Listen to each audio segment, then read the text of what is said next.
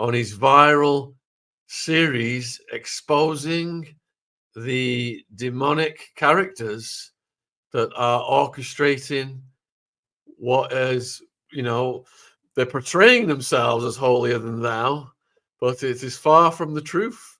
So far, Kevin has deconstructed Pope Leo, the Vatican Church, the Catholic Church, and now we're going to go over to the Mormon Church. But firstly, Kevin has got some news about his research and the criminal case on Pope Leo. So, Kevin, huge thank you for coming back. It's always good to be here, Shaun. Thank you. Let's start with what we've learned over the last while. As people remember, there's been a court case, the International Common Law Court, that convicted Ratzinger and tossed him out of office in 2013, has reconvened because of all this new evidence coming out about Robert Prevost, Pope Leo. And let me just summarize that. We know that he was present at various Ninth Circle cult ritual ceremonies. We know that from an eyewitness. We actually now have 3 eyewitnesses. Let me start with the first one. She's a Polish woman, old. She, at a young age, was inducted into the cult. Now, I did a video conference with her this last week, and one of the first things we did was showed her a picture. I don't know if you have that one, of Robert Prevost as a newly ordained priest meeting John Paul II, Karol Wojtyła from Poland. And they're both co-conspirators and also co-participants in these Ninth Circle rituals. Well, I showed the picture to this woman, and she had an abreaction, which is, no, those are the Mormons. Wrong picture. Okay. This woman I spoke to, when I showed her the picture of the young Pope Leo, she began to have an abreaction. I hadn't told her anything about who it was. I just showed her the image. Abreaction is when you relive the physical trauma in some way. She began to gag, cough, she couldn't breathe, and she said, "That's him, that's him." And she took some time and then came back to me and said she was there. She saw him at 2 ceremonies. First, when he was newly ordained in September 1978, the month they killed Pope John Paul I, and John Paul II came in. And she saw him there at that ceremony. And also in 1983, when that girl who was kidnapped, Emanuela Orlandi, was brought in. She saw him on both occasions. She said that Robert Prevost raped her.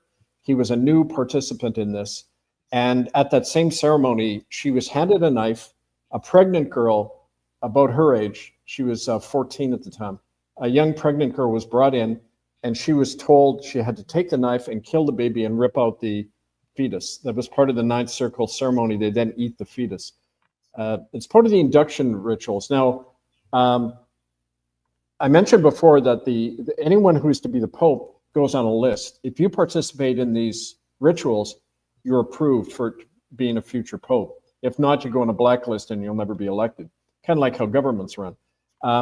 This fellow was, according to her, she said, he raped me.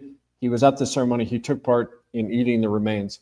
And that's the first eyewitness. The second eyewitness I spoke to on a video conference call was actually a government source. He's a member of the Italian government, and surreptitiously for a number of years, he and some associates have been documenting the Ninth Circle. And they have concrete evidence, including a reference to a log being kept in the Vatican Library about these rituals with the names of everybody on them. And this guy's name is Annett, along with other people. They've kept this log since 1870. And the third eyewitness is an actual member of the Ninth Circle cult. And I haven't spoken to the prosecutor yet. He's spoken to the court prosecutor. In this coming Monday, like in the day after tomorrow, the court is formally convening with the prosecutor to look at all the evidence. The court trial will begin September 1st. That's when the subpoenas will go out to so-called Pope Leo and others, because under international law, they can be summoned as individuals, regardless of their office and the protection they have from that. So that's kind of the latest. But I'm telling you, when I was looking at this woman's reaction, I've worked with a lot of survivors of these tortures. It was extremely legitimate. She told me many other things, which maybe we don't have time right now to go into, but linking other people, definitely linking him to John Paul II, who, was a high member of the Ninth Circle cult. Yeah, I mean, Kevin, we've got plenty of time if you want to expand on what she told you. Well, she was describing the history of her family, how her parents were Nazi collaborators in Poland during the war, working with the Catholic Church at that time. You see, Ratzinger and John Paul II, Karol Wojtyła, were both members of what's called the Knights of Darkness. It was an SS cult that used people in concentration camps for their satanic rituals, along the same lines of what we've talked about. You know, ritually torturing and killing people, and then eating them, you know, as part of a kind of a, similar to the Catholic Mass, where it's believed that the blood and body of the innocent gives you eternal life. As part of those ceremonies, she said people have to take a vow. And that's significant because remember, the present Pope was taking part in this the same month that he took his first vows as a Catholic priest. So he takes a vow to be a priest, to be loyal to the church, and then a dual vow, a mirror image vow to the Ninth Circle. And that's when they know they have him. That's when they know he can be approved as a future Pope.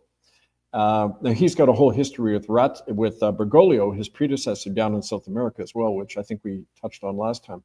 But as part of that, she said that her parents inducted her into the cult. They killed her oldest sister, which is the usual ritual. You have to sacrifice your eldest and then use the other children in her family, you know, as participants. Like I say, she said she had to kill. She's been involved in killing herself. This is why often witnesses don't come forward, because they know they're guilty too. And she said it's a network that is unbelievably wide. It spans the world. It involves, which we'll talk about when we get to the Mormons, involves a lot of money and experimentation. These Ninth Circle rituals aren't just sadistic for those purposes. They're experimental as well. They have a lot of military backing. And I remember Toos Nieuwenhuis, the Dutch survivor of the Ninth Circle, said she was flown to Melbourne, Australia, and held on a military base. And military doctors worked on her.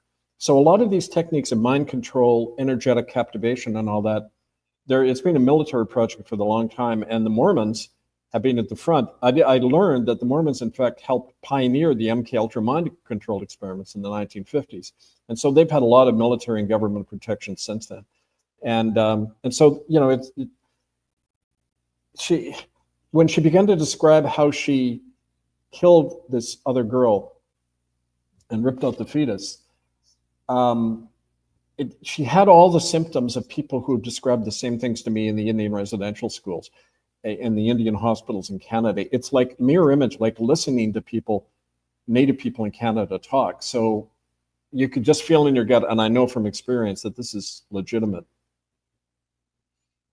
Is it when there's war and the aftermath and life is cheap? Is that when these things become more prevalent? You know, look at the Nazi experiments, and you know, is that when these organizations go to these countries, yeah, and perform these rituals because they can get away with it more easily if a country's war torn? That helps, but don't forget, the Catholic Church can go wherever it wants. It's a law unto itself. Governments let them do whatever they want, hide child rape and murder under their own rules, and law can't touch them. You know, they're within every country, they're a power or a nation unto themselves. And usually in the international law, when you create a separate sovereignty within another country, that's an act of war. You're challenging the laws and the sovereignty. And yet, you know, these agencies are totally at war with children and human liberties and everything, and they're allowed to get away with it. So they're a monopolistic power to start off with. But you're right, wars are the perfect medium for this. It was the medium for the slaughter of so many people during the Nazi genocide. But, you know, it's interesting when you look at in the takeover, when the Vatican and the British Crown moved around the world and were taking over countries like in Canada, they framed the conquest of indigenous people as a war. They said these people are heathens and they have to be subjugated just like in a war, and you treat them like prisoners of war. And so, yeah, that whole mentality and practice of war is definitely the fog behind which a lot of this can happen. Yeah, that's what I thought. And people, you know, all you got to do is look at the experiments of Goebbels and stuff like that with the Nazis, and there's just no limits to the things these people will do. And don't forget, like, public health crises are also the perfect fog for this. because that's traditionally been seen in war. Like the Nazis described their destruction of the Untermenschen, the subhuman people like Jews and Slavs, as a public health measure. They said these people are a pestilence, they're threatening the health of the body politic, and we have to eliminate them. It's exactly the language of missionaries in Canada and in America and around the world when they're describing the Aboriginal populations. They're dirty, when in fact, in practice, they were a lot cleaner than the European settlers who showed up. But they framed it in that sense. It's a public health issue, just like COVID, right? Same mentality, same practice. So the survivors of the Vatican, then, did the Vatican select these people and classify them as subhuman and that easy to their consciences so they can do anything they want to them? Or do they just not have consciences in the first place? Well, they don't, they're functional psychopaths in reality. But don't forget, in Catholic doctrine, still to this day, it's believed that if you're not a baptized Catholic, you're not a human being. And you're not complete until you're a baptized Catholic. And as a non-human being, you can be enslaved, killed, and Jorge Bergoglio, Pope Francis, the so-called liberal Pope, when he was in America, praised the Franciscan missionaries who just killed over 100,000 Native people, applauding them for their zeal in eliminating non-Catholics. It's there, but it's like the huge dragon sitting in the living room that people are just pretending isn't there, right? Yeah. And the people that you've spoke to then that, have witnessed and have got the bravery to speak about these things, could potentially one of those be interviewed? We could disguise them or whatever. We're planning on doing that. I won't say with who, but we're going to mask their voice and their, when you darken the face and alter the voice. But we plan to do that with their permission. We have investigators already with these people, working with them, getting them protection. As soon as we identify an eyewitness, we get protection around them. And so we've also had the help of, and there's another thing I want to report, there's people within Interpol who have the means to provide what are called international coroner's warrants. So these warrants, authorized by a coroner, gives you the right to go into any place, even if it's the Vatican secret chambers, access it to look for evidence of a crime scene. And these coroner warrants are extremely powerful. We've used them in Canada. That's how we access that mass grave at the Church of England death camp in Brantford, Ontario, where we found the bones that proved to be children's.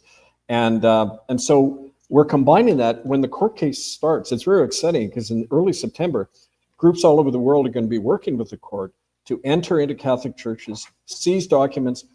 We have the right, don't forget, and we have the right of entry into these churches. It was granted to us under international law as part of a court case.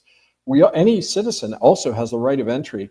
It's called a necessity defense. If you know a child's being harmed, you have the right to go in anywhere, break a window, commit a felony to go in and save that child. It's called a necessity requirement under the law.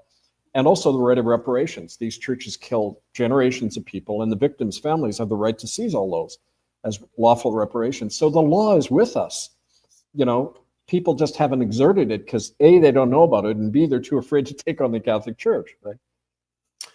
So Kevin, what put the Mormon Church on your radar? Well, they've been on there for a while. For one thing, it's kind of funny. My grandmother on my dad's side was a Mormon. She was a lapsed Mormon, but I began to hear this stuff as a child about all the weird beliefs and rituals and that. But Grandma told me something really interesting early on in that she said they've got a lot of government backing. That's why they do whatever they want. And that kind of always interested me. So as I learned about the Catholic Church, lo and behold, these eyewitnesses start coming to me. And I've interviewed about half a dozen of them. They're posted on my radio. I think I sent you some of the shows, exclusive interviews with the survivors of ritual killings and torture in Salt Lake City at the Mormon Temple. Reading those testimonies, it's like listening to Ninth Circle victims. And I figured out after a while that the Mormon Church is actually a dual church body to the Catholic Church. Take, for example, how much money they have. In 2024, if you can believe this, the Mormon Church had $269 billion. Now that's at the same par as the Vatican Bank. That's probably possibly even more in terms of investment assets and that. And they say, you know, the official Wikipedia explanation does, oh, well, any Mormon is required to give 10% of their tithe, you know, tithing 10% of their income. But they've only got 13 million members as opposed to 1.5 billion Catholics. So where does all the money come from? The same place in the Vatican Bank. They're tied into that international financial network where they launder money for the mob. They've got the access to the Vatican Bank money, and so they're invested all over the world. I can get into that. But the second part I want to say is that they also have a mirror operation when it comes to the Ninth Circle. And the proof of that is that picture you had up of the Mormons meeting with Jorge Bergoglio, Pope Francis. The Catholic Church describes the Mormons as a pagan cult, and yet there they are meeting in a special audience with Pope Francis. I believe this was 2020